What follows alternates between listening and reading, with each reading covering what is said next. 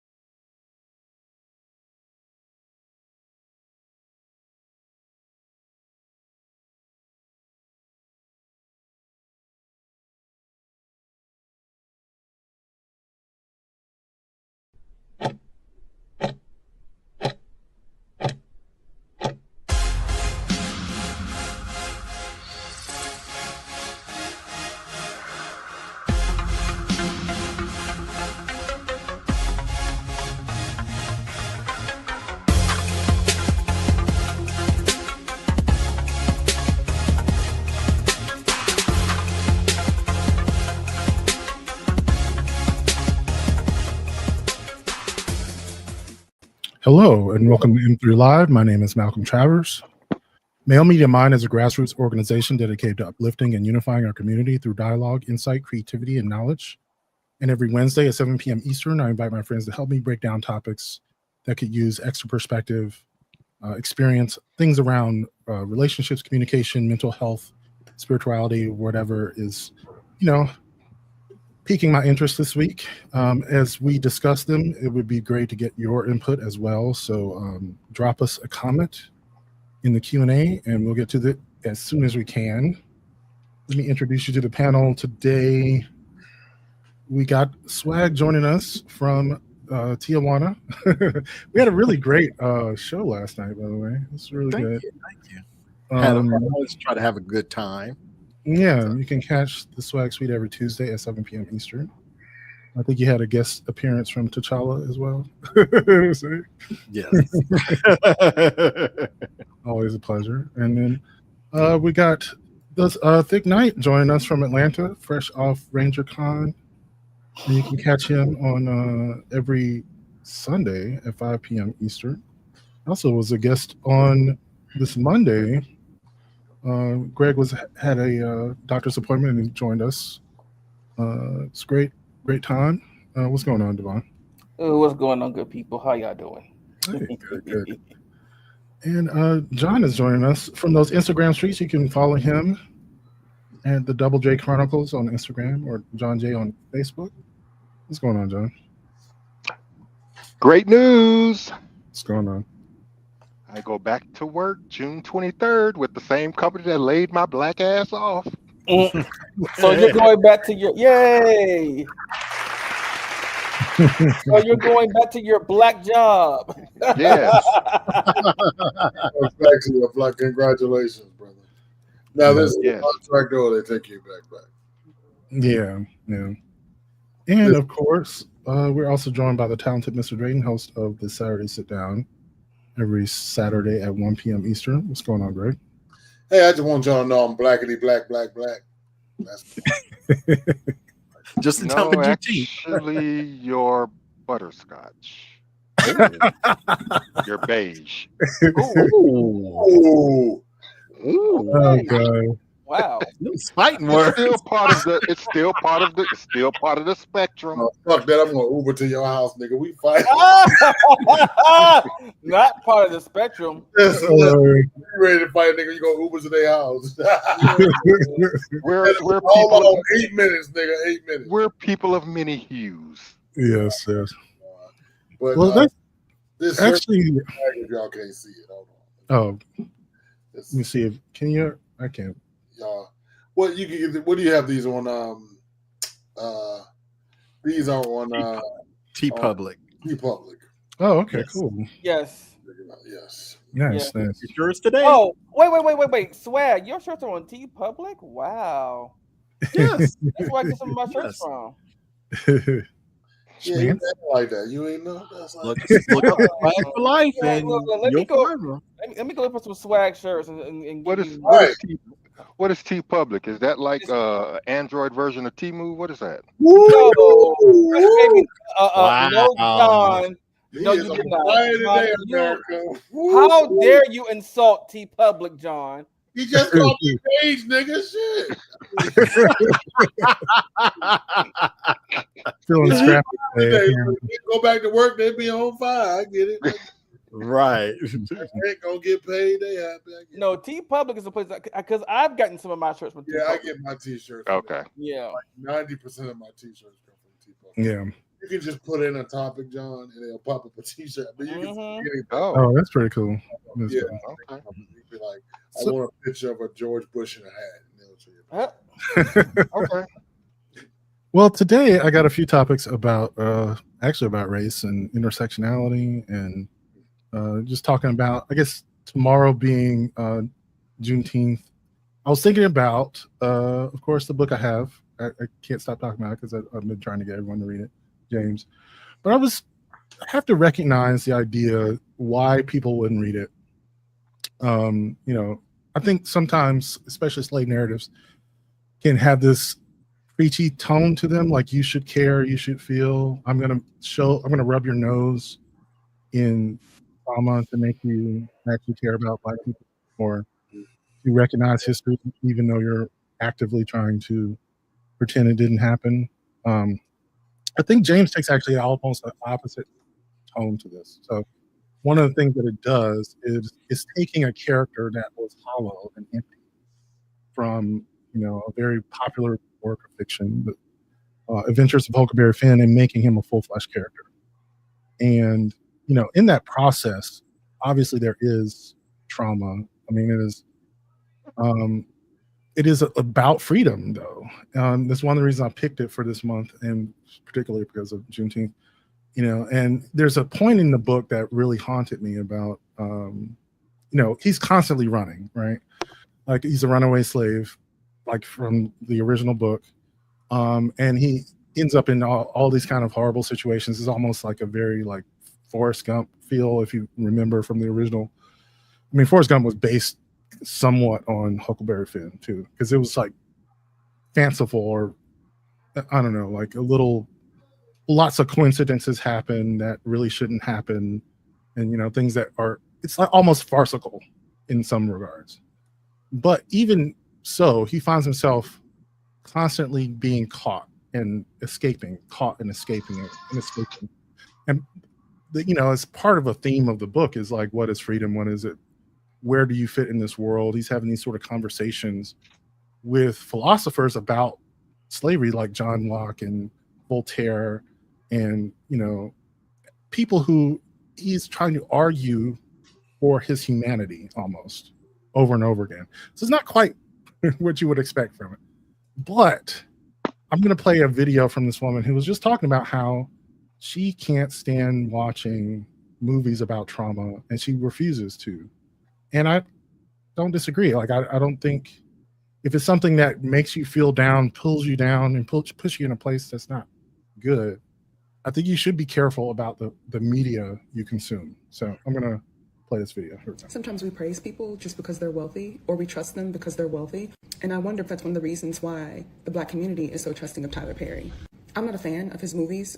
I don't care to see Black women suffer. I don't care to see them being cheated on, catch HIV from an abusive man. She lost it. I don't want to watch that. And I've been reading some of the comments in these think pieces about Tyler Perry, and I'm noticing that there are some Black women saying, well, maybe your life is privileged, but this is true for a lot of Black women. Now, if it is true and you're a woman who's struggling, if it were me, I don't want to watch somebody else struggle. I want to see a story where things are making sense for someone. They're living in abundance. They're living the kind of life that they want. Because the truth is, the stuff that we consume, if that's all we're watching, it becomes our reality. Kind of like this algorithm here, right? Like, I've had to accept that my feed, it's being curated based on what I like and what I watch. Well, that's going to create your reality. Now, back to the comment about privilege. Those comments were saying, well, you're privileged and this isn't your life. I don't think it's always privilege. I think some people live better lives because they made better choices. Some people made better choices, like maybe they went to school, maybe they took an internship, maybe they decided not to be a single mother, or maybe they decided not to have children at all. So I think it's important for us to not victimize ourselves and say, well, you had it better because you're privileged, when other people had it better because they made better choices. And if you want your life to be better, it is a matter of making different choices. Now, in addition to not watching Tyler Perry's genre of pain and trauma, I no longer watch movies about slaves. I don't need to see that anymore. I don't watch movies about white sociopathic men who do awful things and harm a lot of people. I don't watch that anymore. If I'm watching a movie and a human being is being tortured, I either stop watching it or I fast forward. Same thing for Grape. There are certain things that I know that if I watch it, it's going to impact me. There's this show, The Righteous Gemstones. The character, Baby Billy, I love him. But after watching just 2 episodes of that, I was getting ready for bed and I was about to floss, and the language in my head, well, it was just constant cursing. And I realized it's because there's constant cursing in that show. I don't know what it is, but I feel like our minds are more open now, and the stuff that you consume will start to change you. It will start to affect your reality. So it's really important to curate what it is you see. And if you are living a life of suffering, don't watch stuff where other people are suffering. Watch things that you want to become one day. All of this stuff matters. Now, I've been saying she is bitter. She is very bitter. Right. I'll let y'all talk because I was getting more and more enraged as she was talking. But go ahead. Now, I don't know if I completely disagree with her. I don't, because I don't. But it is important for Tyler Perry to tell those stories. So I am one of those. I use my AMC Movie Pass. I don't go to the movie. I'll just buy the ticket through the app and don't go. I'll stream it and go to sleep. But I think that's important for those voices. And I don't think someone should be so hurt and so triggered. Like before Tyler came along, there was Spike Lee and stuff like that. But he's been to an audience. Oh God, how can I say this without offending the entire world? Low information people, that's low information color. They have auntie. Their auntie is like Medea. Their grandma is like Medea.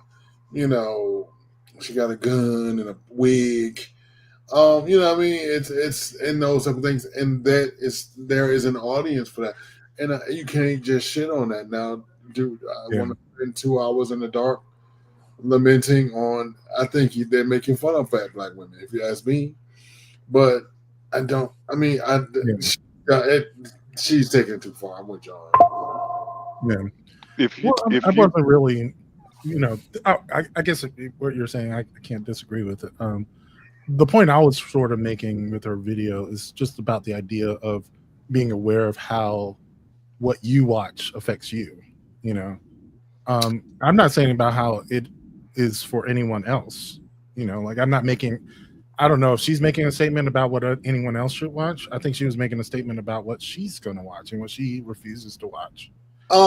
Sort of, but that was an assassination. That wasn't a character assassination. That was much more than I'm not going to watch this because that was a character. And I am always very careful publicly not to assassinate TP's character because again, it's fucking important to have those stories told. You know what I mean? Because at that point, I started doing character assassinations on his work. I am talking to my sisters. I'm talking to your mama and your mama and your mama. You know what I mean?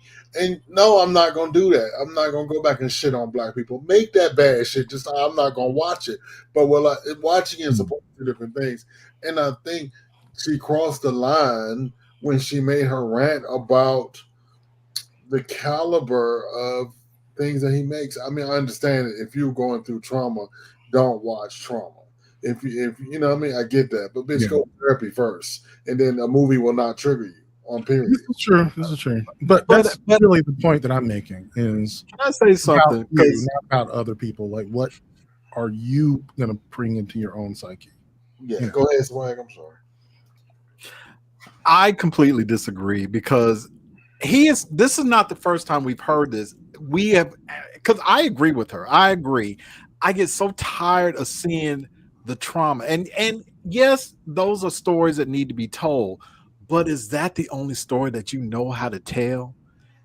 It's always the same story. As a matter of fact, I saw a TikTok today with this guy who nailed it perfectly. It's the same story, but like instead of the wife being cheated on by a husband, she's gonna get raped. Instead of it being a man cheating on a woman, it's gonna be a woman cheating on a man. Instead of it being a rich dude, it's gonna be a white dude. Like it's always the same story. And he gets that all the time. But I saw another video where he was on the guy that you hate on MSNBC, Ari Melber. And anytime somebody makes that critique, his defense is always, well, y'all just highbrow Negroes. No, we're not. Not all of us came from, having a silver spoon in my mouth. I don't consider myself highbrow. I grew up in, having the struggle. I came from a single parent household. I get tired of seeing that. It's not entertainment for me. And I agree with her. If you are going through that situation, why would you want to sit there and watch somebody else go through that? No, that's the point I agree with. I agree with that point. But again, all those voices need to be out there, whether we watch them or not. Because especially in this day and time, we being shut down and ostracized. That's all I'm saying. I don't watch. Yeah. Well, that's not really. I understand what you're saying. I don't know if I agree or disagree with that. I think it's there. It exists in the world. There's nothing I can do about it. And so what I'm asking is about you. How does it affect you when you watch something? Because like I said, I listen to things that, thinking about her point where she goes to talking about a show that she enjoyed. And then next thing she knows, she's hearing the curse words in her head. Even though it was something that she enjoyed and was enjoying, she was like, oh, I see that this is affecting me in some sort of way. And I think that's all I'm trying to ask is like, is it okay to avoid things to prevent that sort of thing from happening, and what the cost is? Because just like I was saying about the book James, I probably would have skipped that had I not seen repeatedly people praising the book, because I was like, I don't want to read any more books about slavery. But not every book about slavery is built the same.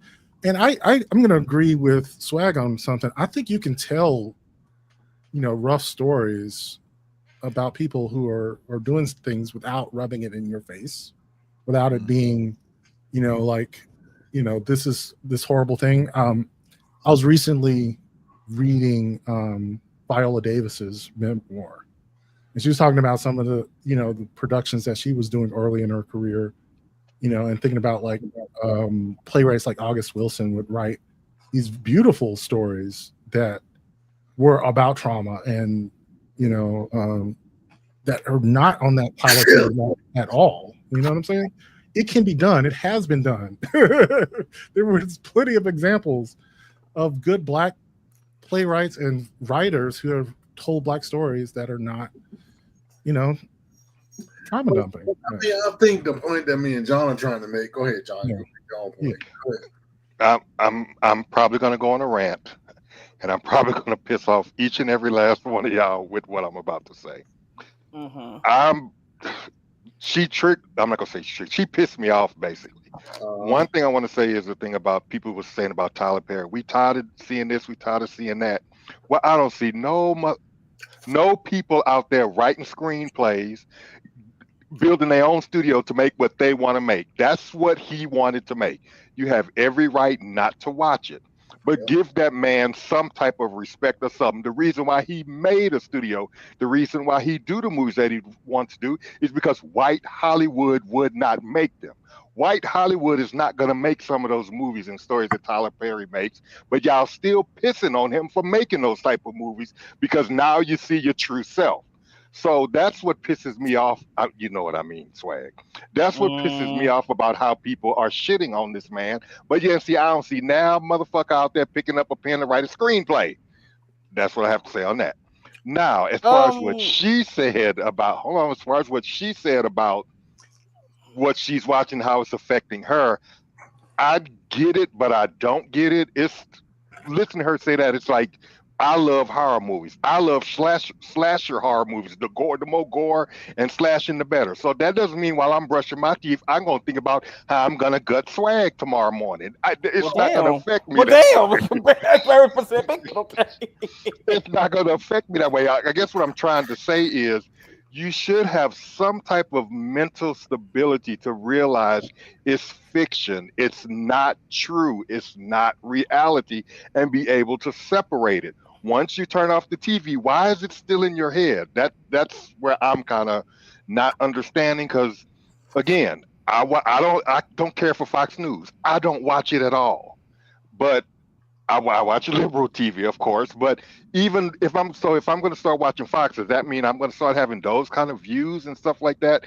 That's why what she's saying about that, it doesn't jive with me. And I guess I'm able to separate stuff, and I'm able to realize that these shows, that's not real life. So why are you letting it influence you so much that now all you hear is cuss words in your head? And I'm going to leave it at that. Yeah. So I think, first of all, I think not everyone's the same. So this is true. True. And I don't think that, not being affected by something is necessarily a sign of instability. I think some people are just sensitive. It's like, for instance, like if you are a musician and you hear a song, I will hear that song for days. Like that's not a sign of instability. It's just a part of my psyche. Like I will hear the song. I'll wake up hearing that song. Sometimes, especially for me, when as a writer, I hear dialogue. I will remember passages of dialogue unbidden, just like whole texts of speech, because that's just the way my brain works. And so I think I'm saying is that if you're watching something and it's not affecting you, to me, that feels like a waste of time. Like it literally is just like wallpaper. The best sorts of fiction and television and media are the things that make you feel or think.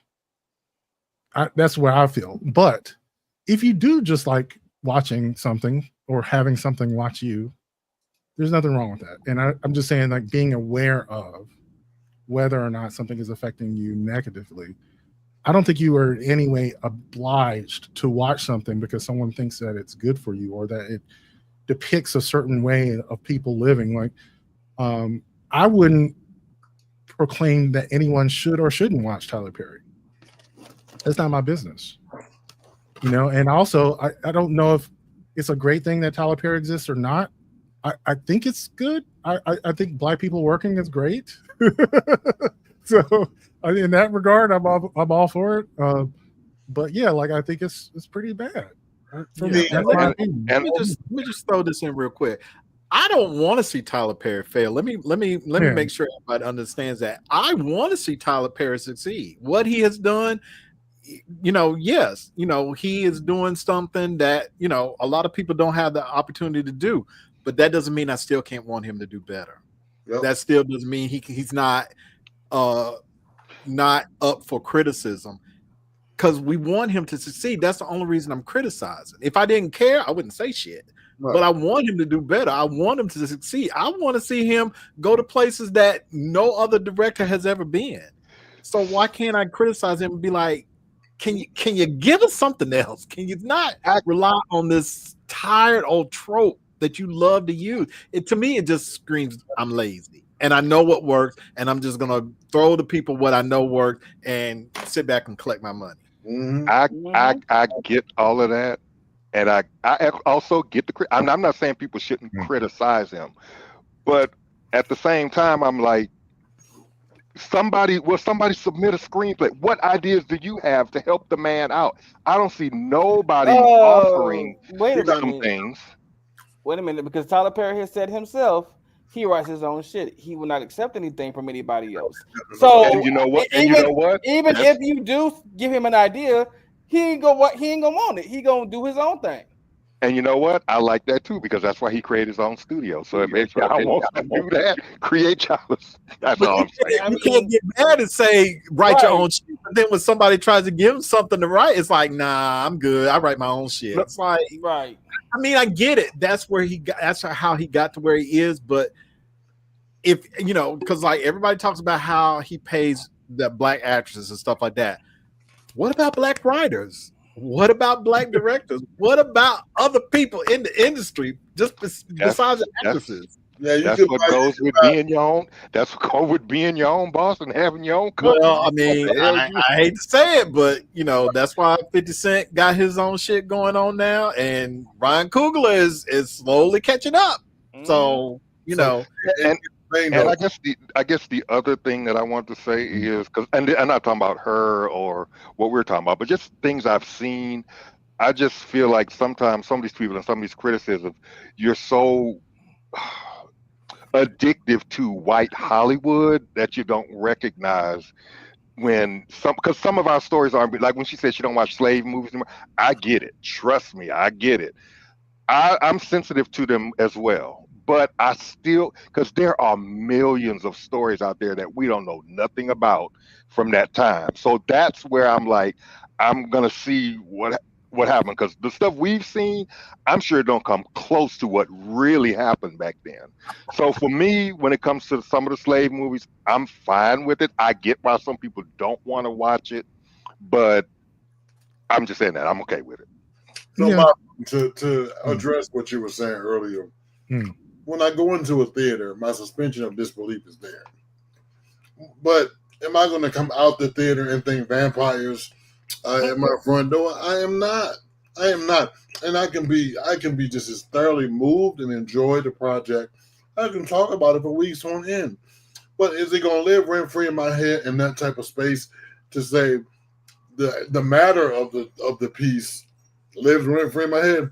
It's not the same as humming a song, is what she was talking about. We all live with that. Motherfucker, I heard Hungry Like the Wolf the other day from Duran Duran. And I heard it on a Monday and I couldn't stop singing until Thursday.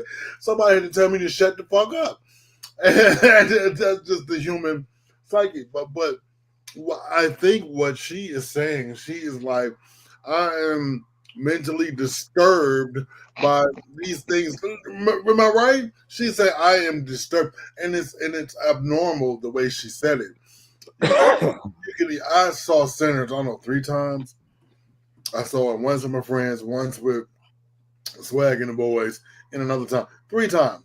And each time I came away with something different. So to say that it could just because it doesn't live rent free in my head, that doesn't mean I was not a captive audience or I did not enjoy what I saw, or even if I did not dissect what I saw. Now, the reason I brought up Sinners and Spike Lee and Sidney Poitier and all those people, these people make stellar cinema. So it can be done. And he has enough. So at this point, you know what you're doing. You know you're making minstrel shows. And if that's what you're attracted to, go over there. But baldhead sister back over here is not going. She is throwing everybody that likes that into a boat. No, you can't judge them people. I call them low information people, but that's what they enjoy. That's what he makes, and so be it. But I think that's clickbait. And obviously, somebody's liking it because he's still doing it. So if everybody was thinking he was not, improving or whatever, then shouldn't the viewership be going down instead of? I'm not gonna say going up because I don't know where it is, but wouldn't it be going down? He's very healthy. Well, here's the deal. Like, I think the popularity of something obviously doesn't denote the quality of it. Something can be popular and it, I mean, just saying, like we have a popularly elected president that none of us like. Oh, okay. I was about to say he's popular, but I guess at some point, he won every swing state. I'm just gonna say, like, he's popular as far as politicians. Now the only thing, his stuff is on Netflix, so yes, his viewership is going to go up. So now he has access to a lot of white audiences that he didn't have before, and the white audiences see that and they think, "Wow, that's how all black people are." That's my other criticism. And that's all I got. Now I will. The only thing I will agree with from Broke Down Michelle and Degelcello Oh, is that Nah. well, she is right. Monitor what you consume because that is what I think I was gonna say, I the way agree with that- that point. I was going to say the way something takes rent free in your head is because Sinners did live rent free in my head the few times I watched it, and it wasn't about fear of vampires or whatever. It was about the imagery, the music, the look, the sound, like the quality of the movie. It was just impeccable. And so yeah, there are images and things that live in my head because I just enjoyed it so much.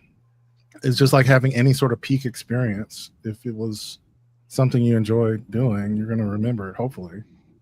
Well, what live rent free in my head because of Sinners is because it was set in the backwoods of Mississippi, and they say they have little tall tales of vampires and stuff like that. And I think he played off of that, and I enjoyed that because she actually did a huge screening of the movie in the city of Clarksdale, Mississippi, and so yeah, no, they actually brought in like hoodoo, which we call it, consultants, to get mhm. the little details, everything right, the way the clothing was, the way the little bag was tied, the way the rituals and everything. It was impeccable. It was just something. Anyway, attention to the detail. Anyway, let's Go to comments. Yeah, let's do the comments. Yeah, definitely, because there's definitely one I want to touch on. Okay. Happy Wednesday, Miss Taylor. hey, Mr. TJ. Ms. Taylor says, I've only watched a few Tyler Perry movies. His TV shows are terrible, but I respect his hustle. Agreed. I respect his hustle. I respect the hustle too. I do. Yeah, exactly. Sammy says, John has spoken and scissors are on standby. Want to play? That's difficult. Standby.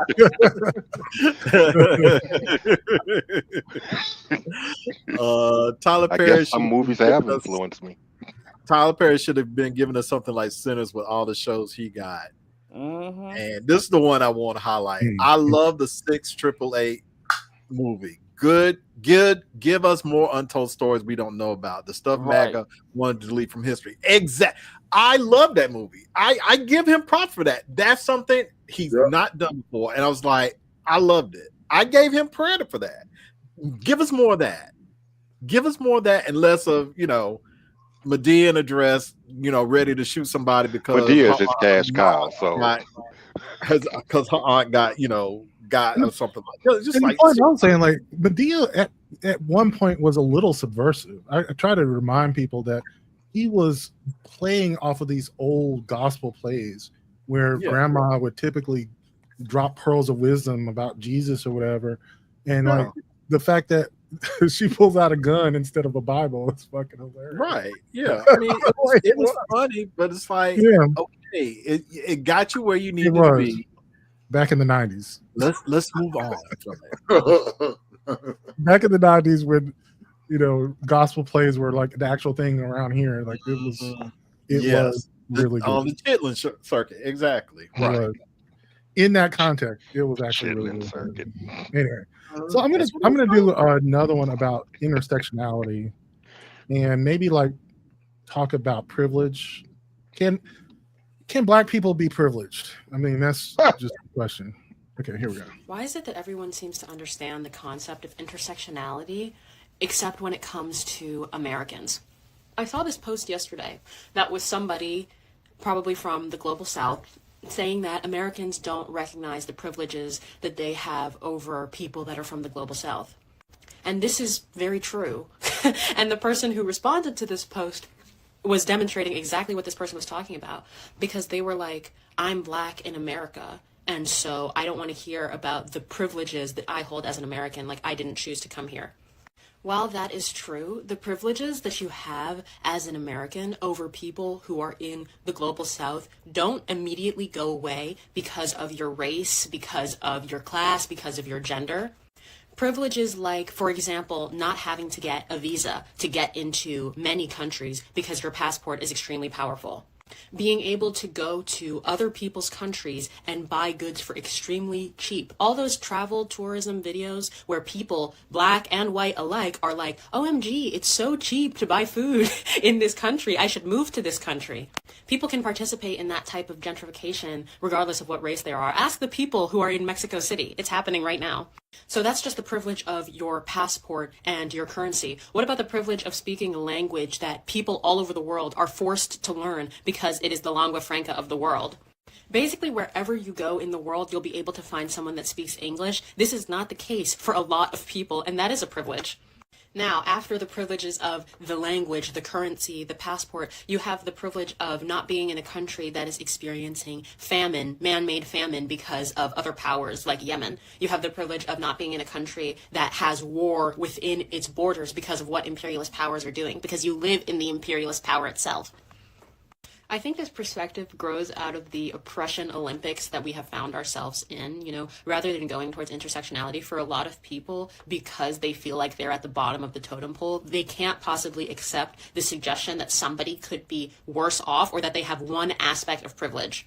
And by the way, it's worse off in one way. It's not necessarily saying that the poorest black person in America is always better off than the poorest person in the global south, but what it is saying is that in relation to the nationality, you have a privilege of being an American, which affords you all of these different things that I just discussed that people in the global south frankly do not have. And it's interesting because it's like, in a way, people are very comfortable in saying that they have all of these layers of oppression and of things against them, but very uncomfortable with saying that they have certain privileges. And it's funny because this is exactly what white people do. You know, white poor people, for example, they'll be like, how do I have privilege? I'm poor. Or white women, how do I have privilege? I'm a woman. This black person in this post was doing the exact same thing. Like, as a black person living in America, how do I have privilege? I'm black. It's not the only factor. Like, I'm black and a woman, but at the same time, my educational background, I was able to get a bachelor's degree. I'm able-bodied, you know, I'm cisgender. It's many things that afford me a certain level of privilege that other people don't have. But if I was to hide behind, oh, well, no, because I'm a black woman and it's already hard enough and da-da-da-da-da, it's like, okay, guys, I don't know why, because intersectionality is such a popular concept, but somehow we still find ourselves getting into these ridiculous disputes around identity. No identity keeps people from stepping on other people, and we should always be conscious of the ways in which our status, whether it be in any of those ways that I mentioned, gender, class, race, are granting us privileges over other people who don't have that status. And I love how she did all of this while she was having beauty hour. right. Okay. That's the I'll thing. tell you one that I had to recognize at one point. I think we do have privileges. And the thing is, though, privilege is one of those things that by definition, you don't see until someone points it out to you. You literally have to have a mirror to point it out to you. One of the privileges that I've had that can also be a liability, but I started to recognize it more and more when the more I started noticing it, is just being a very large man. You know, like, I generally feel safe in most any environment that I am in because people are more likely to be afraid of me than I am afraid of them. And when people tell me about their experiences of walking through spaces or whatever, that's not what they experience. That's not what they relate to me. And I started to recognize, like, all these times in my life, and it goes back pretty far, where I would end up in some strange city walking around and like no care in the world because I just, for one, I'm dumb and young, but but also I'm carrying around this unseen privilege. However, in another situation, say walking through a very white neighborhood as a large black man, they draw me attention in ways that could get me killed. Yes. So people would start to think of me as a threat when I am just, you know, I don't know, looking for my dog or something, whatever the situation might be. Right.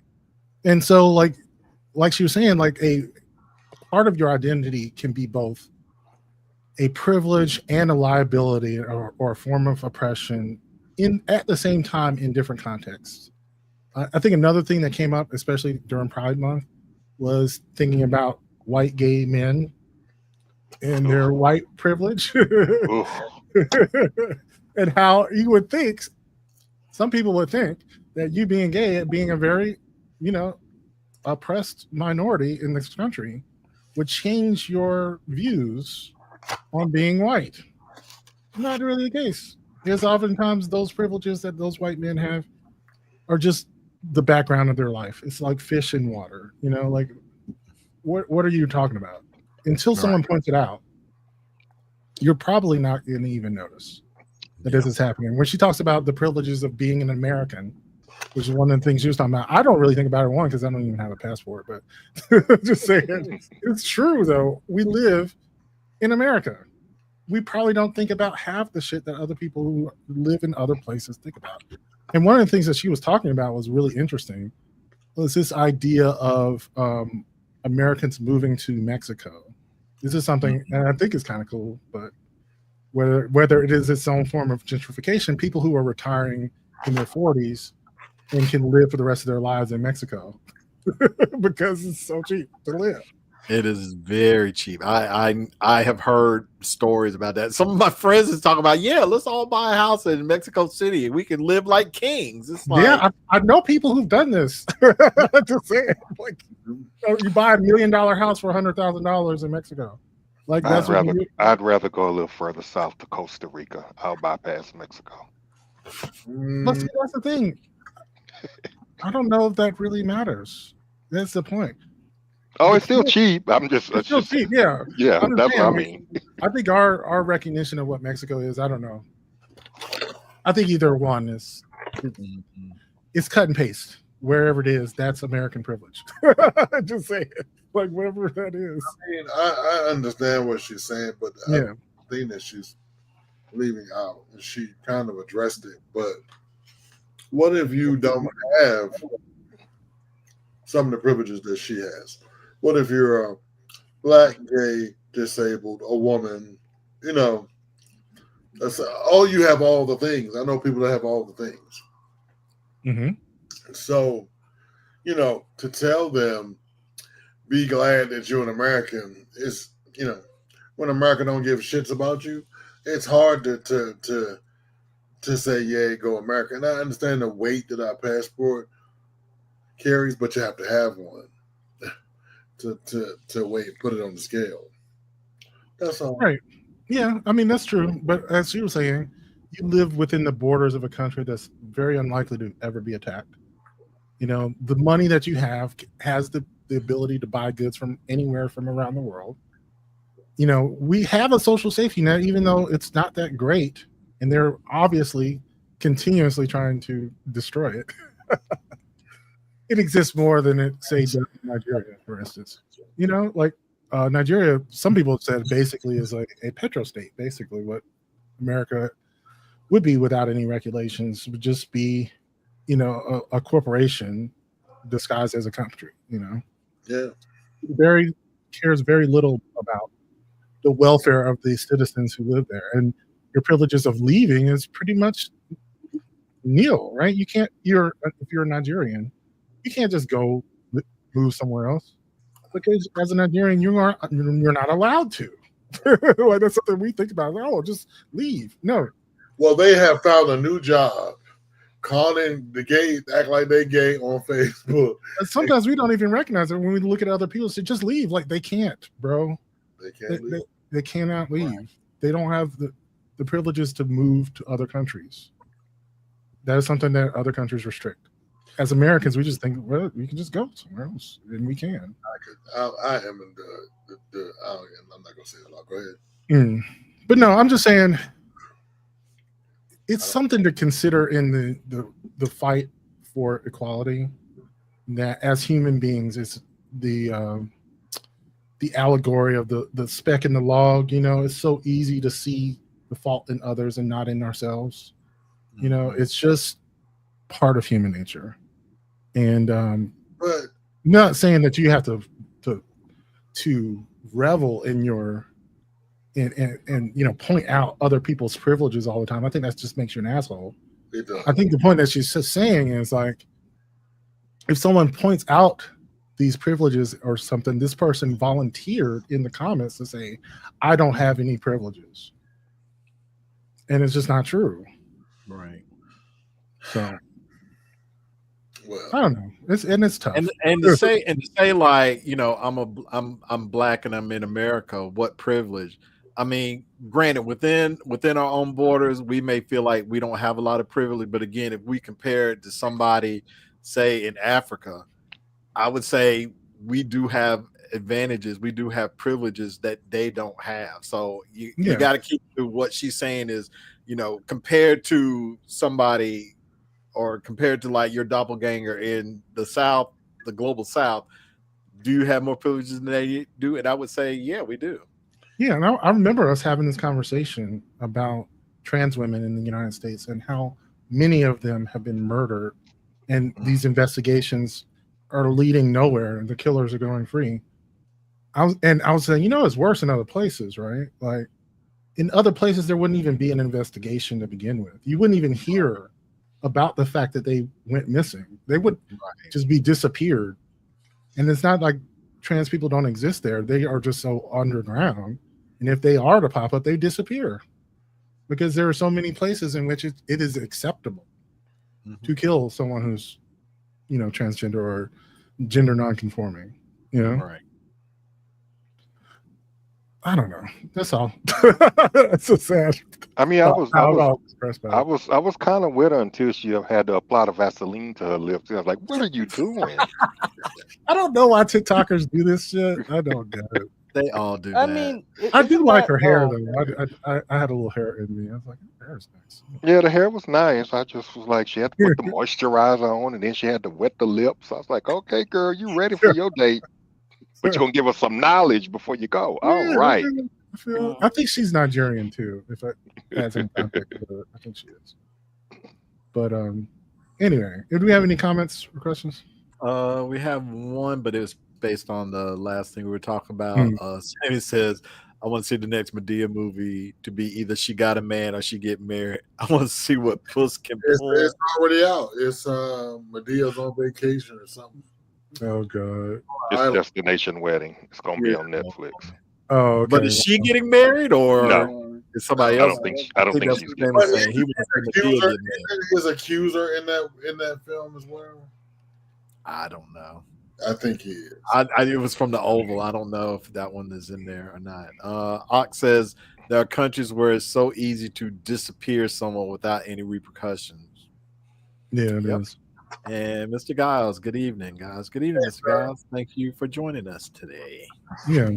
Sorry, I just brought myself down talking about trans women disappearing, but let's move on to the next one. We're just going to talk about how loneliness can be expensive. And I think this is kind of interesting when we talk about like retail therapy, but she has some other examples in which, I don't know, some of the motivations of capitalism are to keep us lonely or separated. Anyway, I'm going to play this. Something that I wish people would understand is that Oh, no, it's not the one.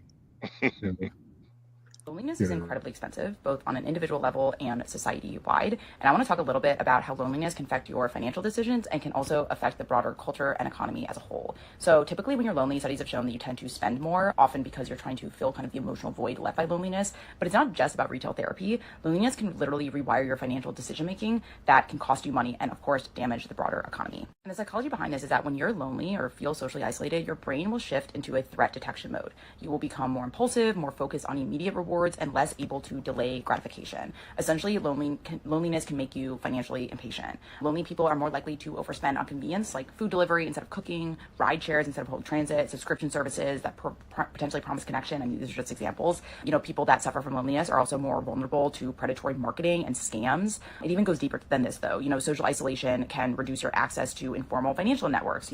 Maybe somebody that can loan you money or recommend kind of a good mechanic, someone who helps you move, someone who can share a new job opportunity with you. And when you lack these connections, everything can potentially cost more because you are buying services instead of leveraging your relationships.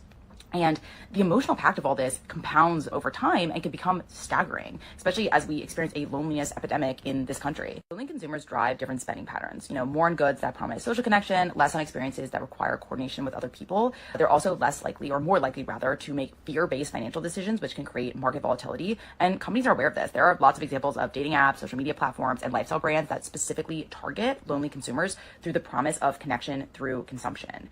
And like I said before, this is a huge, huge problem, and it has real financial and economic ramifications. And the solution isn't just, we need to all go out and make more friends. Of course, that is part of it, but that's way easier said than done for a lot of people. But it's also recognizing when isolation is driving your financial choices. So before making an impulsive purchase, for example, think, am I actually buying this thing, or am I buying the feeling that I think this thing will give me? And so on an individual level, that's just one way to think about kind of how a feeling like loneliness can drive your money decisions. She talked too fast for me. I'm sorry. Well, I sped it up actually. Oh, okay. Yeah. I speed up all the clips. I probably should have not sped her. But anyway, the idea that so there's a lot of like conspiratorial thinking when it comes to capitalism and corporations and things like that.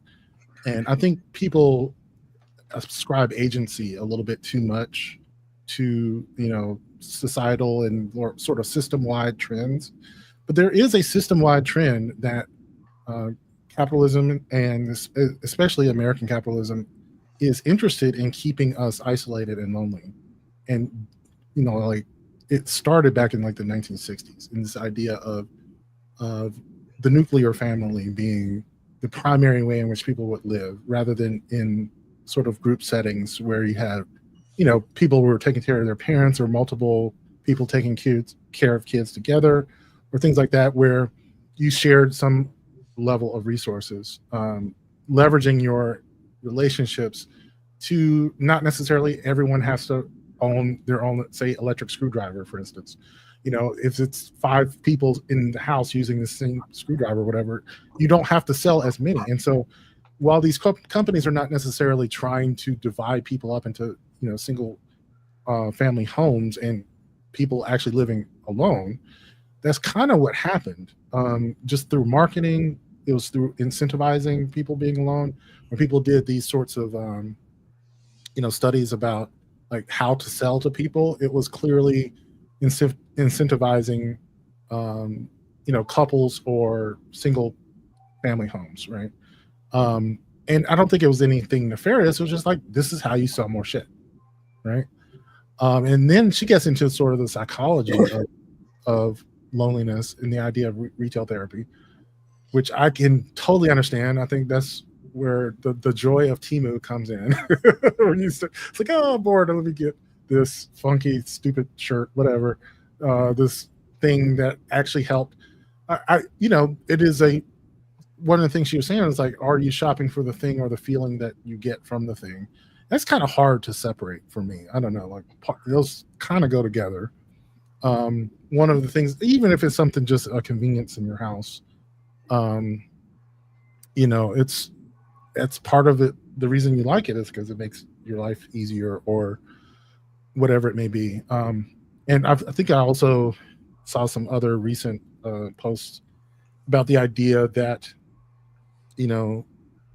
consumerism, capitalism in general also tries to sell you back your identity in a sense, especially when it comes to brands. We were talking about like on the Tech Tuesday about Apple versus Samsung. People really did attach an identity to the type of phone they had in their pocket, and not recognizing that, the parts in each of these phones are made by the same companies, that, the people who work at these companies are the same people.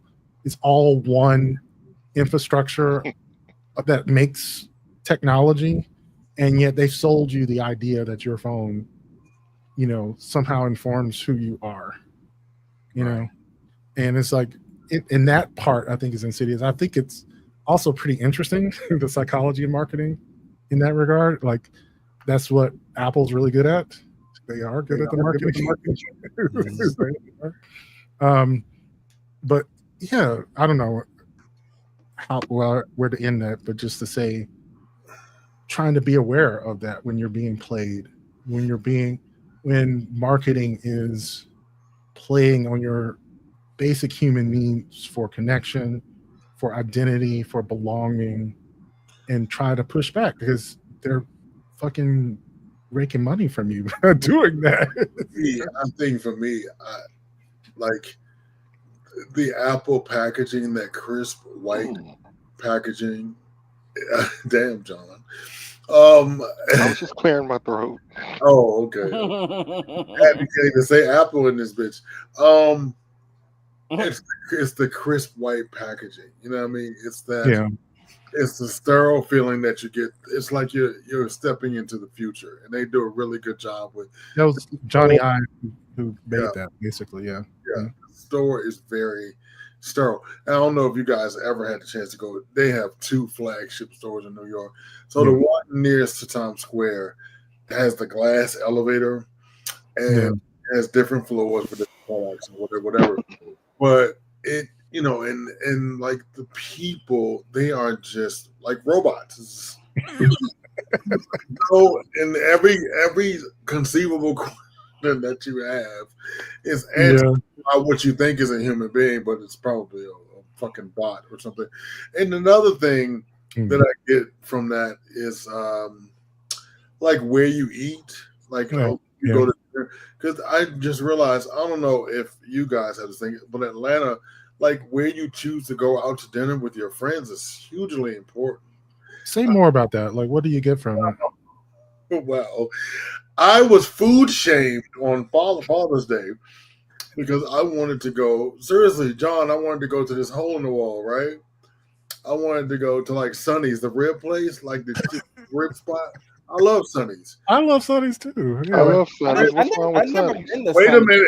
You never been to Sonny's? Bro, it's so cheap. We got to go. I'm just telling you. I mean, where is it at? It's Morrow, I think, is the closest one to us. Oh shit. Yeah, I think we can get it's a from your house. It's a $50. It's really good. It's really good. It's so cheap you can Uber there and back and still not pay what you would pay at a regular rib spot. So you say Uber, when you say Sonny's, I can actually still smell the meat. Yeah, you can now. Right. So what is wrong with Sonny's? One might say. It's so good. It's because you didn't go to Fox Brothers. That's why. Oh, brother, you are onto something right there. So question: is it SON or SUN? SUN. Okay. So, no, SON. SON. I'm sorry. Yeah. So I was with the bald-head gal in the field of Uptown Queens, and so I was so like, I was like, oh, that's great, thank y'all for taking me on Father's Day. Oh, it's in Jonesboro. Okay. Yeah, when we know the kids are out of state, so they was like, well, what you want to hear? I was like, Sonny's is good. I want to go to Sonny's. They was like, ugh. What? Oh, come on now. Bougie ass bitches. I'm sorry. What told me, I know your palate is. I can get there. I can get there. It's this also one in Marietta, so I can go to. Is that one closer to us? Yeah. I never think about Marietta. Anyway, I know. But and I was just like, it's where you want to go is very important. But we end up going to this highfalutin burger joint. Where the burger was like $17 and you had to get it on, and the white people were riding bikes past it, and everybody had. And I was just thinking about the same thing that you were talking about with the packaging and this restaurants. Half of them are closing in Atlanta, by the way, because nobody wants to pay for parking and a meal. Right. Your meal is $78, but the parking is $62. So, I mean, really, restaurants are closing, but it doesn't. And don't get a boot because that's another $75. It happened to me. But anyway, go ahead. So sidebar, like somebody who's not affiliated with the restaurant will come and park your car and get it booted. Like they have companies that are not affiliated. So Sonny's is out. It has a parking lot. I'm like, this is the shit. I've made it. Yeah. But I was shamed. I'm glad that you didn't stick to it. I mean, so my question is, where did y'all end up going since Sonny? Oh, dude, Lord have mercy. I don't know. The Burger Hut. I don't know what the fuck. Wait. Swag, did I tell you when we went? I didn't never mention it, did I? Oh my god! I just the Burger Hut. They saved you. No, to get to a barbecue, but they went to the Burger Hut. No, it was something started with an M. Hold on, who knows? Let's just say White People Burger Shack. Okay. was it bougie and CC Fufu? Yeah, very much so. And I mean, that's the thing. Some people really like that. I mean, it's more about the experience sometimes. Now, I do have so, and let me tell you what happens when it goes wrong. We had this experience for Swag's birthday a couple of years ago. So we thought we was out. We're gonna do something. Oh, I remember this story. Yeah, we're gonna go out for birthday. Hey John, we're like, it's birthday time. Woo, yeah. Oh, nigga, bring that seafood tower over here. It can't be that much.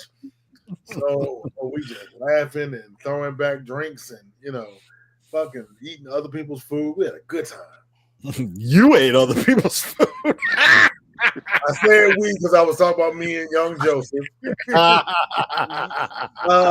So me and Joe ate other people's food. The bill came, and it was more than my mortgage payment. And I said, "Son of a bitch." You know, let me tell you something. There's a cool cat up here. The elderberry, he's cool. You don't let him see sweat. You only have birthday one time. I'm like, oh nigga, no. Seriously. According to this check, I will have no more birthdays. But I understand how those things get, and the feeling I go into the Apple store, the feeling I get, because my Thick, while you up there, Google Marcel with no S. It's in Midtown Atlanta. Marcel, Marcel. Yep, no double L, just one L. That is my favorite steak place in the whole wide world. Now, a steak is going to cost you a kidney. Straight up, just go there. It'll look nice in there. Ooh, it's beautiful. It is. It is beautiful. They used to have like a late night joint where you get bologna burgers and stuff, but they closed up. But it makes you feel a certain kind of way, right? The walls. I'm gonna have to go there when I get some extra money. Well, at the end of the day, if something makes you feel a certain way, it doesn't mean you don't have to go for it. I think one of the things you were saying is just being aware of the fact. Well, the feeling, like. Well, Malcolm, it's funny. I guess the overarching point would make, like, sometimes you go in there, you see people saying, I talk to anybody. So one time I went in there and I made Dr. Patel pay for it, swag. So I was like, ooh, let's go. He was like, no, I'm gonna take you to lunch. You did such a good job. I made him take me to Marcel. And when he got that check, I know he wanted to punch me in the face. John, I know Dr. Patel wanted to punch me in the face. I knew it. But when he went to the bathroom, it was a woman sitting there by herself. She was like, "No, I don't think I'm in by myself." And I was like, "Well, what do you do?" She was like, "I'm a dog groomer." And I was like, "Honey, this has got to be 1/3 of your paycheck, because I'm over here. I see the empty place of what you had. You started off with the oyster plate, so talking $75, right? With an oyster, baby." And I saw you eat that tomahawk, like you inhaled that motherfucker. So that was $300 for a tomahawk. So I ended up, I was like, okay, and then she was so lonely. She began telling me her life story, just like the woman in the train station. I couldn't get rid of her. And then get rid of her. He was trying to tell me to stop talking to her. He was trying to get me to come on here. Shuffle me around, John, but I kept on going because I'm interested in the human condition, because that's what I do. But it's loneliness that I think America on a whole. That's why the apps are so successful. Yeah, they are. House, you ain't got no clothes on. You get the fan that's blowing in your balls, and you can be a keyboard bully. You can be anybody that you want to be.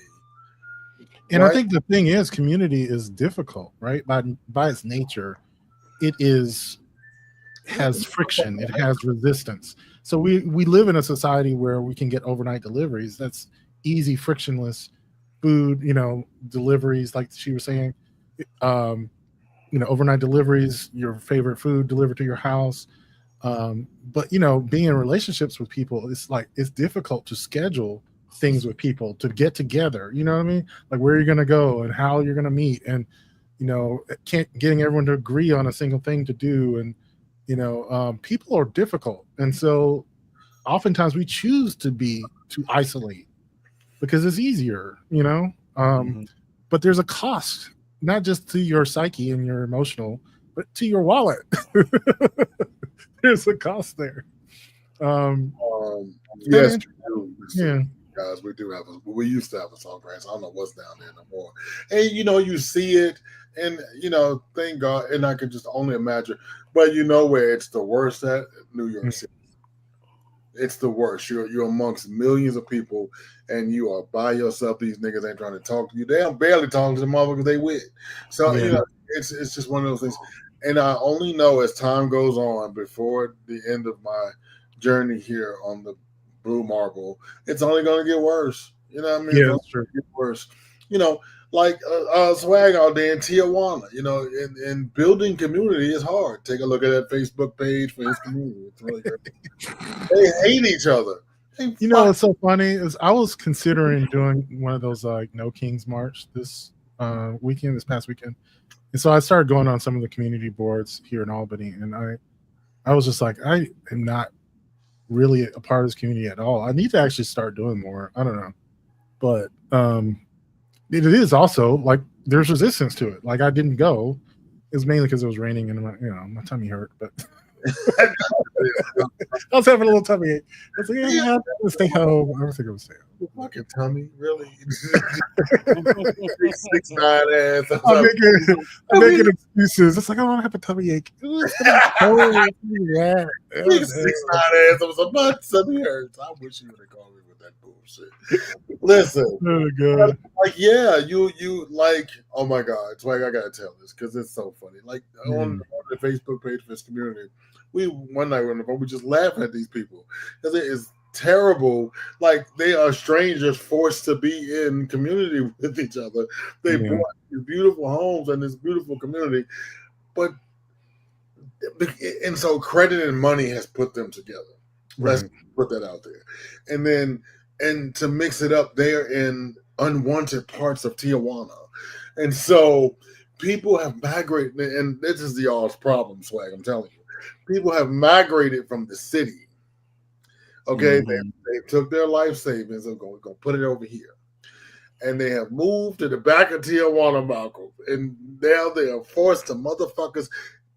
They are with 25 or 30 years beside motherfuckers they don't fuck with.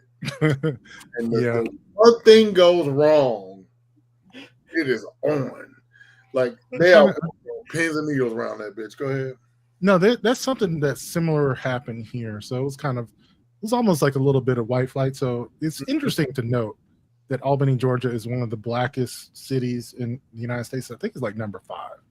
And so at some point in the late 2000s, there was a push to the outer edges of the county where white people went. And part of that migration was actually the church that I attended. So they moved out there to where all the white people were moving because they figured this is a growing community out there. They would do that.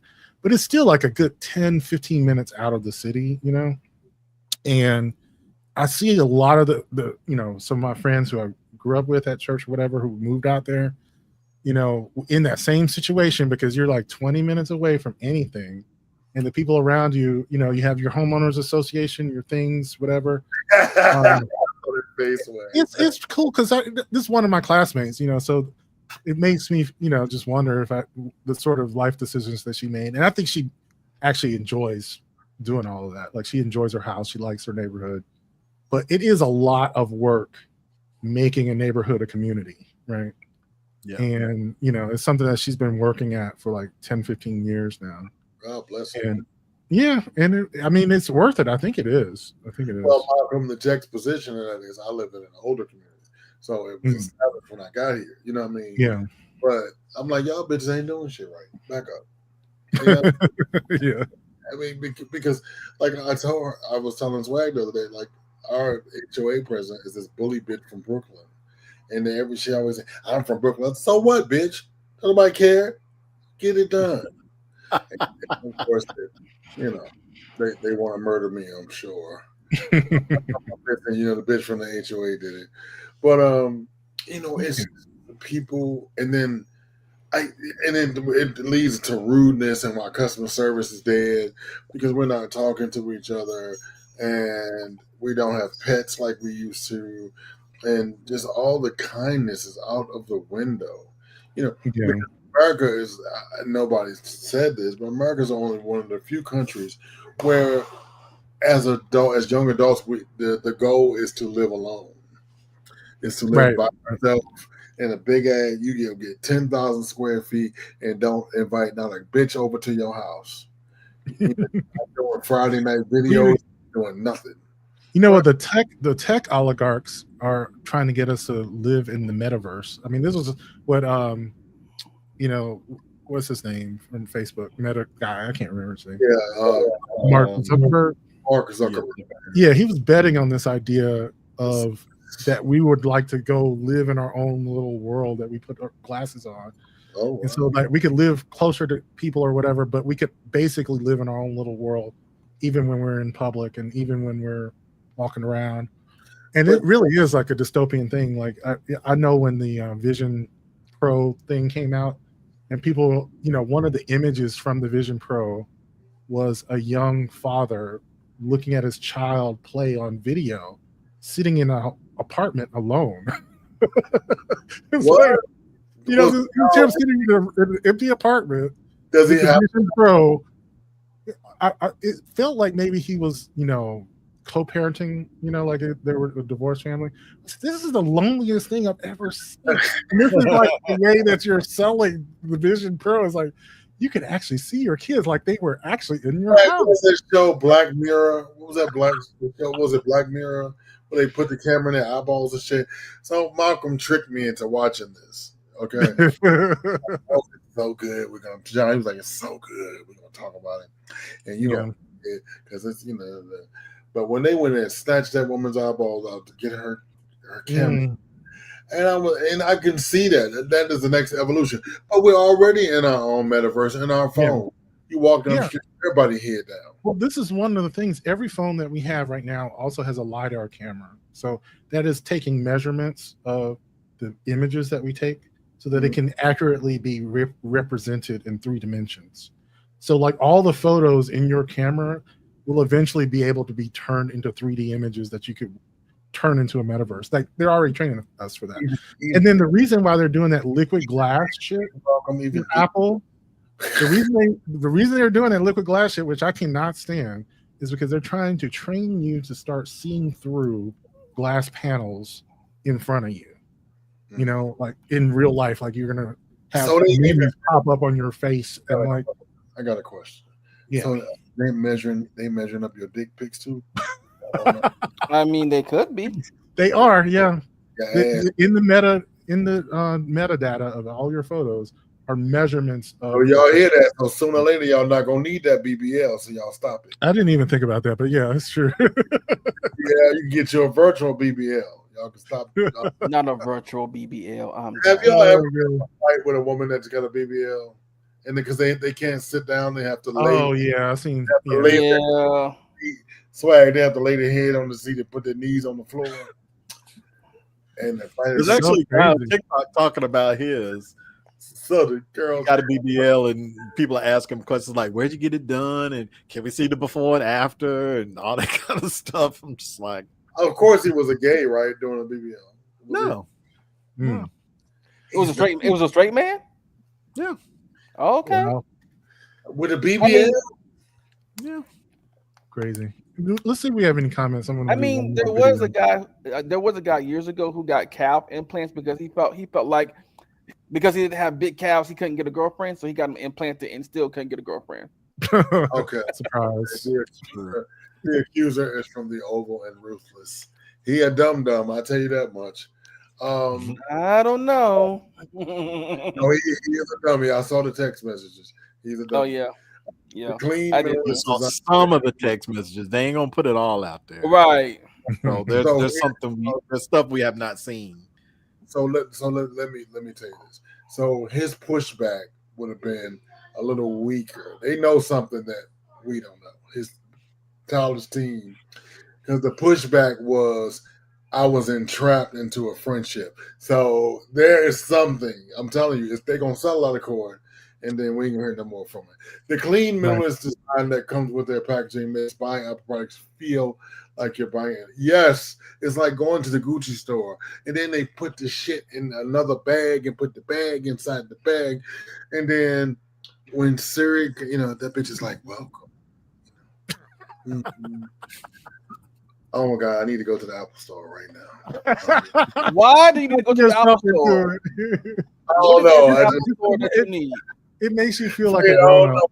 It's like it makes you feel like you have graduated in life somehow. I need a hit, y'all. I went inside the Apple store the other day because I was meeting the dude that did my shirt. I was Yeah. waiting around for him, and because I went and I ended up going to so I was meeting on him, and I saw the episode. I was like, I could go in here, but why? And then I went in and I was like, oh, let me turn my ass right back around. Chris, we do not have one here. Salt Yeah. press. We don't. Yeah. Greg's description of Marcel's reminds me of how I feel when I go to kinfolk on the wharf in DC. They sit me down at this open air ass restaurant, and I feel like a Southern belle. Yes, so yeah. Oh, true story. I used to work across the street from the wharf, so I used to go over there and have delicious lunches on the government, and you have on a sun hat and shit. The food is so motherfucking good though. It makes us want to unhook her bra and take some make some room for me. Not unhook the bra. Oh god. Look, however you get loosen this girdle a little bit. Make some room. All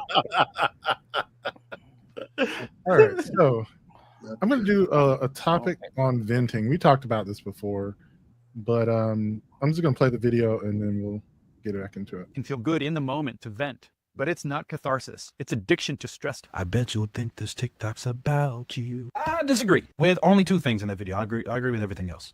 One, you should not vent, and two, there's no benefit in venting. Every hormone that the body produces has a biological benefit. Cortisol, for lack of a better term, helps us do the hard stuff. It's meant to serve a temporary purpose and then be filtered when we go to the bathroom or come out of our pores. When you vent, it is a subconscious process in the body that is using a conscious process of venting to expel or filter from your language what the issue is. It's the subconscious trying to get the conscious to identify the issue. When a person is chronically venting, it is a symptom that they have failed to aptly name the thing that's got them stuck in the first place, the thing that exists on the subconscious level. Here is a clue. Everything that you feel is about you. They made me feel? No. They did something that reminded you to feel, and you felt on your own.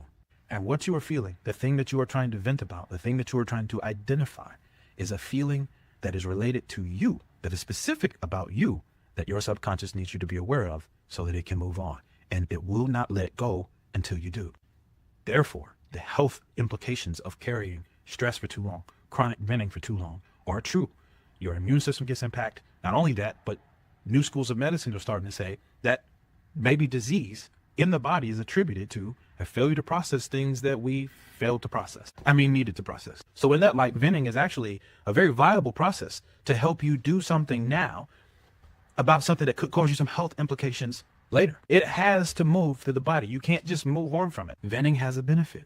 Find people who can help you name why you're stuck. Those people are counselors and therapists. And when they name it, your body will let you know, that's it.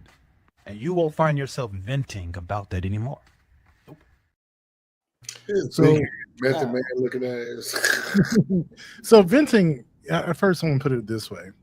Venting is like emotional vomiting, right? Obviously, vomiting doesn't seem like it's healthy. Like vomiting is a sign that you're sick.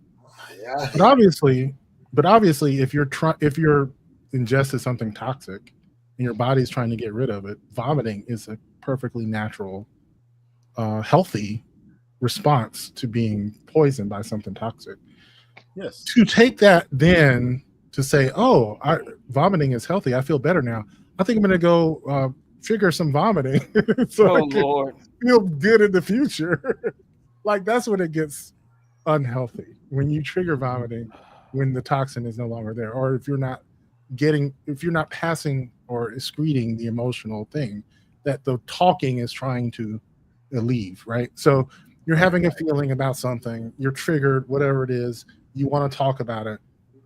Like you were saying, what you need to do is actually isolate what it is that's making you feel so strongly about why you're continually bringing up something that, because if you keep bringing it up, it means you haven't gotten rid of the thing that your body, your mind, whatever is trying to get rid of. And usually that's going to require someone with some, professional training, a counselor or a therapist. It could be a good friend, someone who knows you well. I mean, some people do this as well. You could actually, talk to yourself in journaling. Journaling is actually a great way to kind of like talk to yourself about what it was about the situation that you want to talk about. But yeah, a therapist or a counselor is what you probably need in that scenario. If you cannot, if people are getting really tired of you talking about the same thing, I'll give you an example of someone who, a friend of mine who was at a job 15 years ago, and she still talks to me about her boss, from 15 years ago. It's like, he's moved on, like you've moved on, and yet you constantly bring it up, like he did this and he did that, and I talked about this and he did this to me, and I was like, okay, you told me this about 30 times. Like, what is it? I'm not suited to help you deal with the issues that this person said to you. And I think basically, to me, my understanding of what it was, and I don't think I was capable of telling her this, was that she was in her 50s and her boss was in his 30s. And I don't think she could stomach this boy, because she had a son older than him telling her what to do and having ideas about the way, the office was going to be run. Like, she probably did have more experience than him, and I'm sure this was unfair, but he was your boss. He didn't do anything wrong. He was literally just doing his job. And it fucking ate you up, And I don't think you're ever gonna get any sort of closure or catharsis from this, because I don't think you're admitting it. You're not even admitting, because he didn't do anything. He just did his job. Right. He wasn't the best boss. He wasn't the worst boss. He wasn't mean. It was just some dude, Yeah. But the situation was fucked up. I granted. I haven't been in that situation where you just feel like this little boy is trying to tell me what to do, and I resent every fucking minute I'm here. And and that's an example. I don't know. How do you feel about this? I've talked about this before. Do you think venting is good? Is this something that you do or have done? Absolutely, but I try not to dump. Yeah. Between venting and dumping, I think you have to be aware of your audience and aware of your friends. I think it's unfair to hold stuff in, and you go to their house and collapse.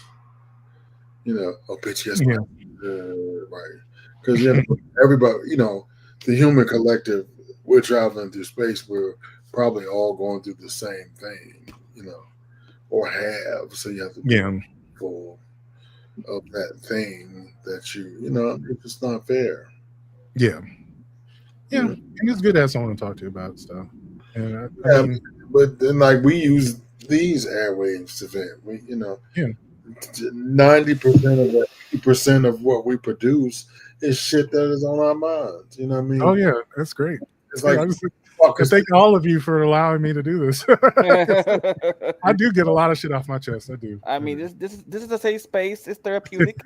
Yeah, because then you think about what it's. Because I used to, and I had to quit because it was. I went through a couple of old shows and I was sounding angry and bitter. I'm like, I am not that angry. So I don't think I am. Just and I had to come to the conclusion, Gregory, you have to start producing things from a point of joy. And use a laugh track, and all these things. But it's that bring you joy.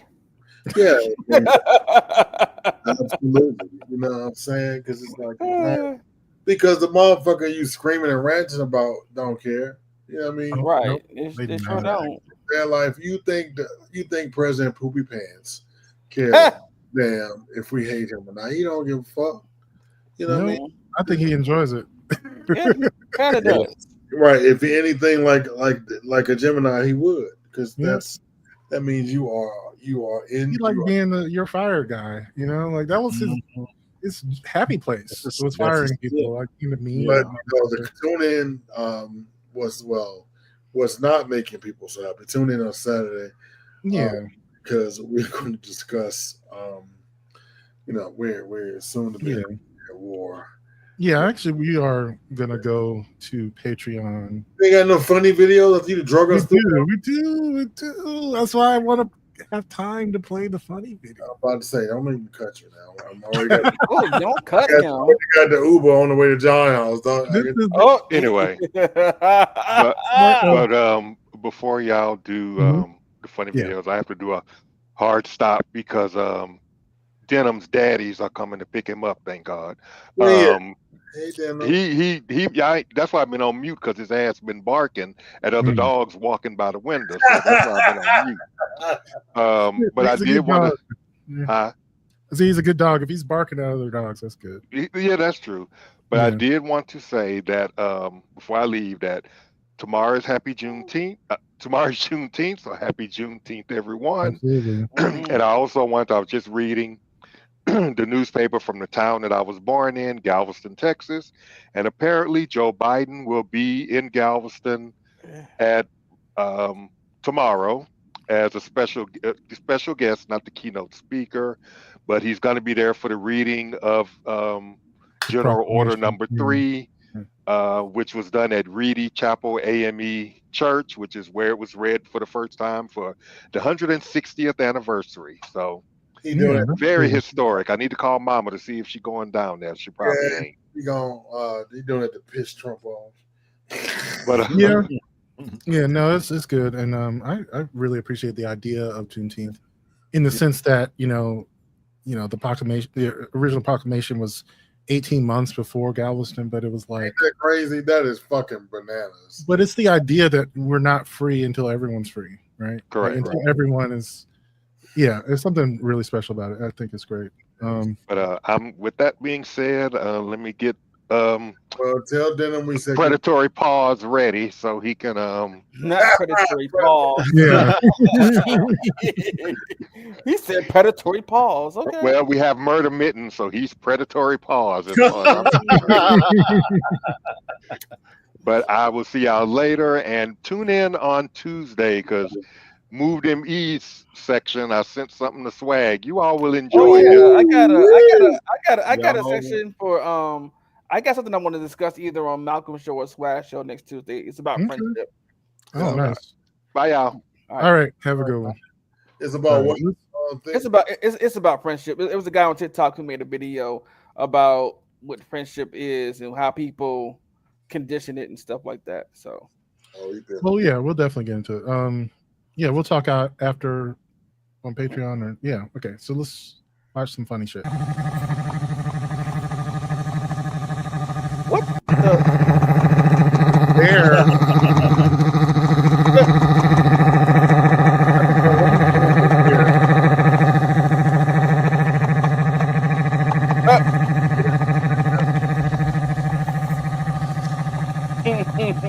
Really weird.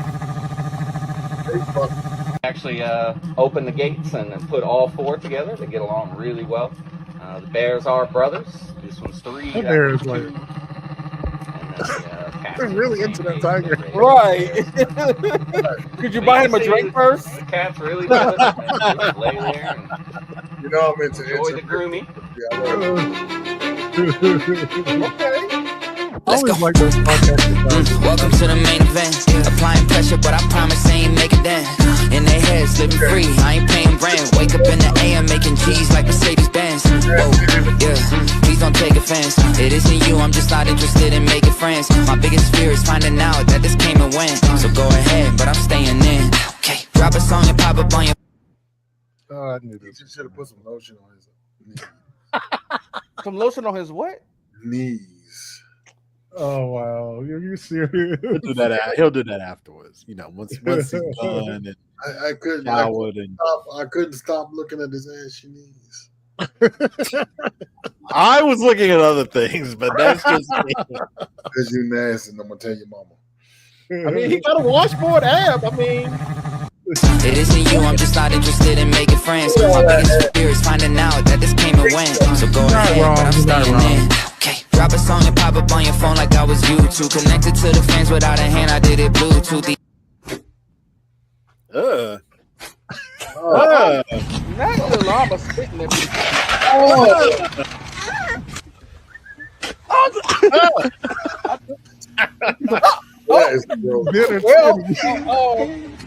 Llamas are rude.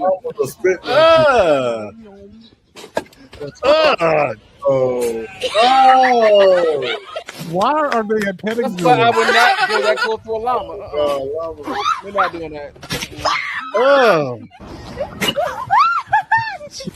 Why is it They keep doing it. Like, y'all need to stop petting them. Don't they know that llamas do that? Like, apparently they don't. They don't care. That is so fucking gross. Wow.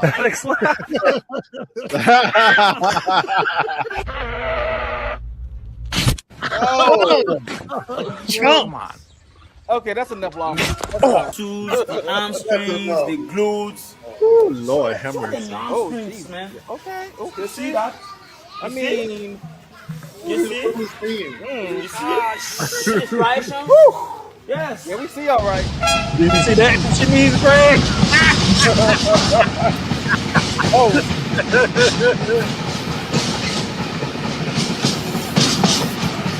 Oh, wow. Yeah.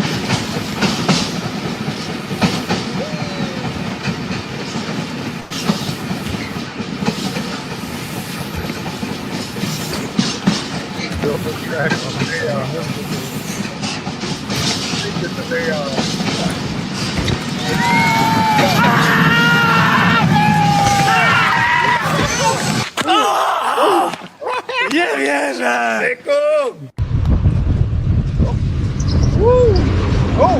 Whoa. I can't believe people actually do this shit, bro.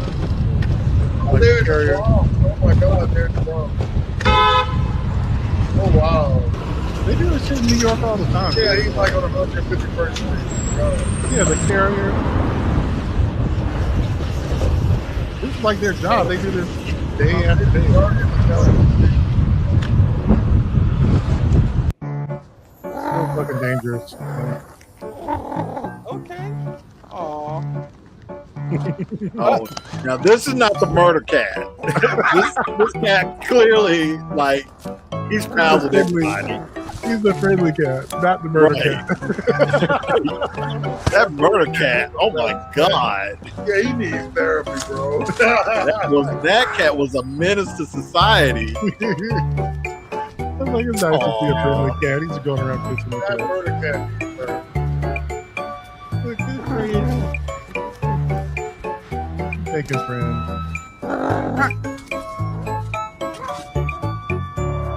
Aww. Friend, you gotta be friends. I wanna be your friend. That was awesome. Oh, I know it's cold out there. I feel Doing for nice.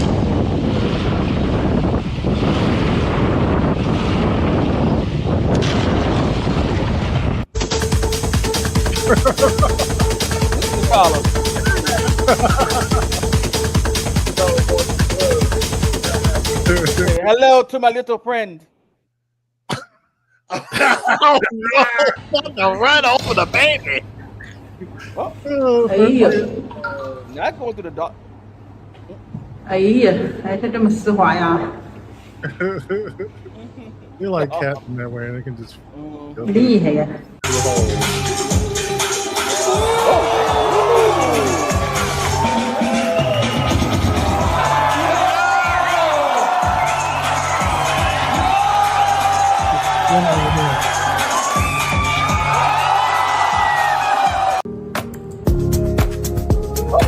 Wait a minute.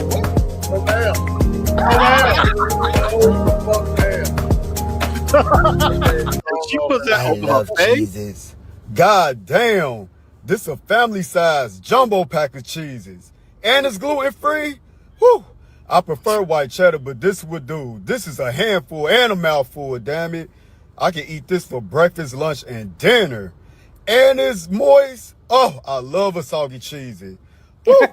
I can eat this in the gym shower, in between dips, on a treadmill, on the way home in a car, at home watching Straw and the BET Awards. Oh my God, I'm not sharing. I'm definitely not sharing this. I need a fucking Gatorade to restore them electrolytes because eating this is definitely a workout. Woo! Oh my God. I love Cheez-Its. You got to start singing about it. Oh, jeez. Lord. Anyhow, I knew we were going to have issues with the technical parts, but come back tomorrow. I do like talking. I do Yeah, like me talking. too. Man. I do like. I mean, do, I I like do Harry. too. Yeah. I like Harry. I like Harry anyway. So Yeah, for sure. Come back tomorrow for the Diggler Digest as breaks down all of the pop culture news and wigs, MO and wigs. wigs. Come on now, wigs, MO. And then come back on Saturday as we break down the news, politics, rewind, maybe something from the sus box. We gotta say Saturday. We from the South. We gotta say Saturday. Saturday. And of course, join Devon and the Blur Council for all of Devon, you back? Yeah, for a recap of RangerCon, whatever's happening. I know Ironheart's starting soon. It starts Monday or Tuesday. Oh, it starts Monday. I'm gonna watch. I'm looking forward to that. Yeah. But RuPaul Drag Race fan Shea Coulee is in it. Well, and of course, you can join Greg and I for a breakdown of the review of the news, or maybe some fun videos. I will be at work Monday, so don't beat me. I'm sorry. And then, of course, Tuesday, the swag suite will have all the trending topics. Look at the baby. Look at Mr. Manners. The baby. Yeah. Also, make sure to check out Two Grooms and a Pod with Cream and Shannon, and of course the M3 Bearcast on your podcatchers. We're going to Patreon. I got another topic from old girl from Nigeria. We're gonna talk a little bit. Oh, now wait a minute. Oh, go ahead. It'll be fun, I promise. I got questions for Thick first. So okay. I'm afraid of what this question's gonna be though. Some things about fashion, I think you can probably handle because I don't know anything about. Oh, so are we on Patreon yet? We will in a second.